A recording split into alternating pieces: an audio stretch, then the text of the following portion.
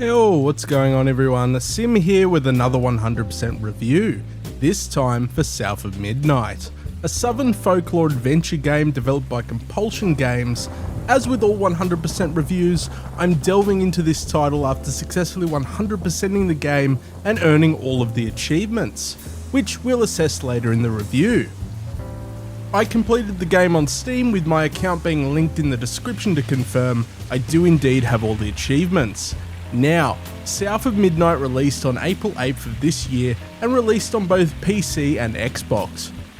The game itself is, I would say, an average level of difficulty to complete with nothing truly missable achievement wise. The hardest achievements are easily the no-hit boss run trophies, and the game overall took me just shy of 20 hours to 100%. As always, I'll do my best to avoid spoilers, especially with this being a relatively heavy narrative experience, and so there will be no boss fight footage, as I do know some people enjoy not being spoiled when it comes to things like boss fights. But that's enough of an intro, let's dive into South of Midnight. So let's talk about the setting of this game real quick. South of Midnight is set in the deep south of the US, and leans very heavily into folklore and rural life of this particular area. I really enjoyed this personally. As an Australian who's never ventured abroad at the time of writing this video, I really did not know much of the culture and tales from the area. In fact, off the top of my head, the only 3 games I can think of that lean into this as a setting are Mafia 3, Alone in the Dark 2024, and of course Red Dead Redemption 2 with areas such as Saint Denis and Rhodes. All 3 games being titles where I enjoyed the worlds they created, and all being titles that will one day get their time to shine on this series. From the songwriting choir-based tunes to the characters we meet along the way to the steamy swamps we traverse, South of Midnight came into this with the goal of capturing the player in a fantastical and rich culture, one it very much succeeded with. But let's take a look at the story of South of Midnight and its cast of colourful characters. The story of this game will take the average player about 8 to 10 hours, I would say, with explorers a further 12 hours, and lastly completionists about 15 to 20 hours, heavily pending how well you adapt to the game's combat. The game is divided into 14 chapters, and I would say these are fairly well balanced, with only one chapter dragging on beyond the point of enjoyment for me. In South of Midnight we play as Hazel Flood, a 19-year-old who in the midst of a severe storm or a hurricane is preparing to evacuate. Hazel lives with her mother Lacey, a youth volunteer who's also packing, and asks Hazel to check in on the neighbours just in case they need some help with preparing for the increasingly growing storm. As we're checking in on said neighbours, our home is swept up in the floodwaters with our mother still inside. As we move to rescue our mother, we actually fail and are resurrected by these strange strands in the air. This event ultimately establishes Hazel as a weaver. Weavers are rare people with the power to manipulate the threads of the world fabric, and using special equipment she possesses the ability to fix tears in the fabric caused by events such as tragedy and betrayal. When a tear is formed through such emotional trauma, they seep through these things called taints and other creatures from beyond, which will then need to be healed and removed. This of course being the goal of a weaver.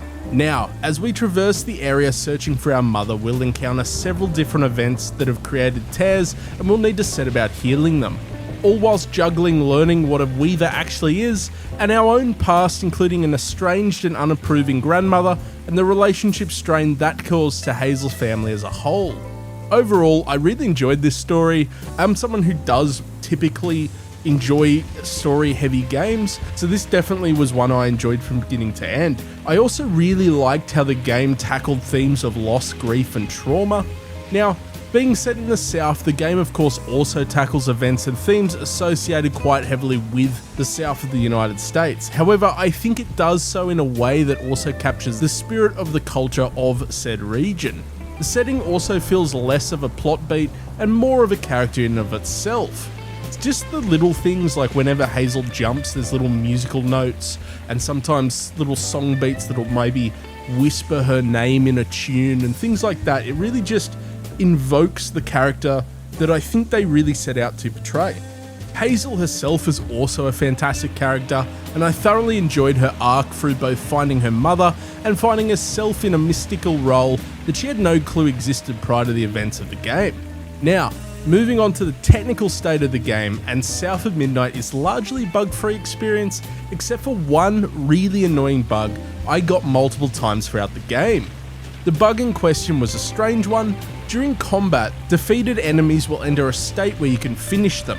Doing so is beneficial as it gives Hazel back some of her health bar. At the end of each combat sequence, you'll also have to do one of these finishing states to attain in order to just progress through the level. They sort of eradicate vines and stuff that are forming in an arena, and so you actually need to do this 100%. However, at random, doing this animation would freeze me once the animation had concluded, and there was nothing I could do to actually break this freeze. The only fix for this was to completely close the game and reload, and this occurred maybe 10 times throughout my 20 hours of the game, definitely a lot more towards the start of the game than the finish. I don't remember there being a patch in between me playing this. There could have potentially been which fixed it, but certainly towards the start of the game I experienced this frustrating glitch quite a bit.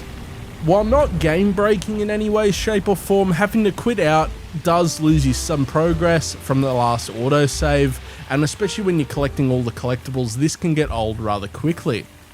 Hopefully the devs get on top of this, as the rest of the game ran like a dream on my PC. The other thing definitely worth mentioning here is South of Midnight features a stop motion effect. This is enabled by default and means that all movement in the game has this framey sort of feel to it. This can be disabled in the game settings, and while I do typically try to play a game how the developers intended, in the case of South of Midnight, I had to disable the stop motion very early on. I found it very jarring personally. I feel like it sort of hurt my eyes to watch. So if you do load up the game and it looks to be performing poorly and dropping frames, chances are you're actually just seeing the stop motion animations at play. But let's talk about how South of Midnight handles difficulty. The game has a highly customizable difficulty scheme. You have your standard easy, normal and hard modes that ultimately just affect how much health enemies have and how much damage they deal. But there are 2 additional difficulty settings. Story difficulty gives Hazel straight up invincibility, while custom difficulty allows the player to fine-tune the various gameplay elements into a difficulty of their liking. They give you things like decreasing the amount of time enemies will attack, their sort of aggro, even things like how much health you'll get through a health regen, and just little things like that. There are no achievements tied to difficulty in this game, however it is worth noting that the no-hit boss fight achievements do not unlock on the invincible setting. While you do not take any damage in this state, the game does register it as a hit taken. I may have tried this myself, because I do love a good exploit. Overall, whatever difficulty you choose to play on, the combat is ultimately not that difficult on any of them I found, outside of the boss fights really. Let's now move on over to the game's progression systems before we dive into the gameplay itself. South of Midnight features a fairly simple skill system. Hazel has access to several different moves during combat, and each of these can be upgraded several times at the cost of strands that I believe the game calls floofs, based on the achievement for finding them all. These skills are both useful in combat, but also have several achievements tied to them, so achievement hunters will want to be on the lookout for floofs around the world that they can then use to upgrade their skills. The bulk of the upgrades to skills ultimately tie into damaging enemies more, reducing skill cooldowns, or dealing bigger area of effect damage. There is nothing really special here, which is a bit of a shame, as I think with the whole strands of the world story, you could have potentially set up some really cool abilities. Things like phase shifting through dimensions, or, weaving the story into creating a force wave or something like that would have been really cool. Just a bit of flair to some of these skills would have been nice, in that I did find they were sort of just skills that we've seen 100 times in other games. Hazel has a force push, for example. The Jedi in Fallen Order have a force push. Like, there was sort of just, they took the skills from other places and just mashed them in here. It's also worth mentioning the collectibles a little more here, I feel, as while the levels are fairly linear, there are a lot of branching paths, and achievement hunters will need to find every single collectible. There's a lot of them. These vary from the aforementioned floofs to notes that give insight to the stories of the areas, to lastly sheets of tin that can be flipped with Hazel's force push ability. Collectibles that are missed during the initial playthrough of the game can be collected via chapter select, and the game does tell you what chapters are still missing items, which is really nice. And now for the gameplay of South of Midnight. As I mentioned previously, the game is divided into 14 chapters, wherein you move through a colourful world and progress via a bunch of cool abilities and other world events.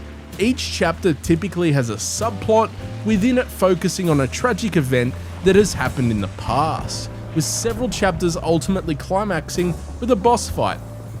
All of the chapters are linear experiences wherein you will face a combat arena, then progress a bit further, face another combat arena, rinse and repeat. Every combat encounter in the game is an arena of sorts, with a veil encasing the encounter, preventing Hazel from leaving the fight. Enemies in this game are known as the Haint, and there are several fun types of Haint to fight. I found the variety of the Haint within each combat encounter to be fairly diverse, where nothing was truly overused except for maybe just the default variant. I found those guys to be surprisingly a little annoying. By defeating all of the Haint in an arena, you will then expose and remove the Knot, which then removes all the corruption within an area, often then opening up the path to progress forward. Each Knot is also often associated with the memory of the area's subplot, which is a small cutscene of sorts that shows some story of what transpired to create a tear in the fabric in the area itself. There is no backtracking within the game, meaning once Hazel unlocks a new ability of traversal, it is only used then moving forward. This largely makes sense in terms of the story, as Hazel is searching for her mother and never really going back to an area more than once. The actual traversal of the game is fairly good. Think Jedi Fallen Order meets Kena Bridge of Spirits, with a few unique abilities sprinkled in. You'll be climbing cliffs, soaring through wind tunnels, and probably the most unique ability is using your little doll companion Crouton to crawl through spaces you otherwise would be too large to access. You might, for example, need to defeat a Knot that's in a rabbit den, or climb underneath a door to open a generator. And that really does sum up the gameplay loop really well for South of Midnight. So shields up, let's dig into the combat. The combat here is again quite similar to something like, say, Jedi Fallen Order, which is definitely a game these developers had inspiration from, but with the combat arenas of something like a boomer shooter, for example. Every single regular encounter is several waves of varying Haints that all have an attack that can be dodged or stunned, and a secondary attack that cannot be countered. Your powers will come into play heavily in combat encounters. Hazel has 4 primary abilities that can be comboed to great effect. The core powers are as follows: a weave ability that stuns enemies affected for several seconds, a charge attack that deals extended damage, a perfect dodge that will deal damage and stun for a short time, as well as a push and a pull ability that can be chained to great effect. Crouton can also be used to possess Haints and use them to fight alongside you. I'm not sure, thinking back, why I pretty much never used this one. I think I used it maybe like 2 or 3 times in the entire game. It was quite a good skill. I just chose to be a lot more personally offensive than relying on a companion.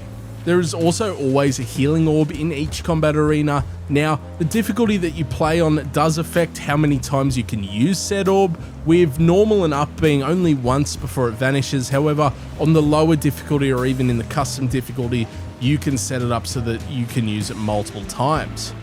Alongside these regular combat arenas are the boss fights. There are several in the game, and I found most of these to be a lot of fun. Each boss fight has a phase or two, some unique movesets, and typically some sort of gimmick that can be used in the fight, with each boss being very well woven into the story itself. Typically each boss is sort of a very heavy part of one of the subplots of the game that then also branch into the main story themselves. None of these boss fights felt like a boss fight for the sake of having one, which was very nice. It's definitely one of my criticisms with a lot of games, especially Souls-likes these days. Sometimes we just have a boss fight for the sake of having one, and less so one that is really engaging or even makes sense as to where it's located.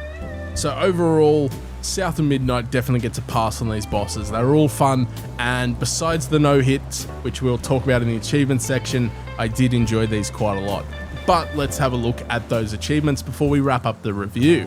South of Midnight features 40 achievements to unlock. Nothing here is truly missable, which is nice due to the way chapter select works after you beat the game, nor are there any difficulty achievements. Thankfully, the game isn't bugged in any way on launch, so if you do miss collectibles and things like that, you can absolutely use chapter select and not worry about it not popping the achievement or overriding saves, especially collectible data on saves. I know that sometimes happens with new releases. It's not the case here. Several achievements are earned for defeating Haints using your abilities, and these all have trackers, which is really nice. Typically, it'll be something like killing an enemy using one of your abilities 20 times. I found that I'd earned every single one of these combat achievements naturally by the end of the game, just because of how open and fluid combat is. I found that I would just naturally chain those abilities, which meant that I was naturally always progressing towards these achievements. There are also several collectible based achievements, and you'll need to find every single collectible in the game.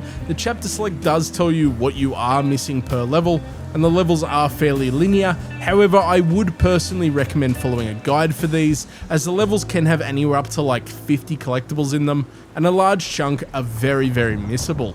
The real completion stoppers here are the 3 achievements for beating a boss without being hit. Between these 3 achievements, it took me about 6 hours. I really struggled with Gator Master and an owl for an owl. You really do have to learn exactly when to dodge roll out of the way of some of these attacks, and they can be very fast. South of Midnight is an incredibly rich story-driven action-adventure title inspired by games such as Star Wars Jedi Fallen Order and Kena Bridge of Spirits. I love the character that this game oozes with its storytelling, music and environments. Definitely one I'll remember well after playing. Now, the game is on Game Pass, and for most people, I would say that is where you should try it. However, I also do not regret paying full price for this one. I give South of Midnight the Simmy seal of approval. But that is where I'm going to wrap up this review. If you made it this far, let me know what game you completed last yourself. Please do be sure to leave a like, a comment and subscribe. This will net you the YouTube 100%. And as always, happy hunting.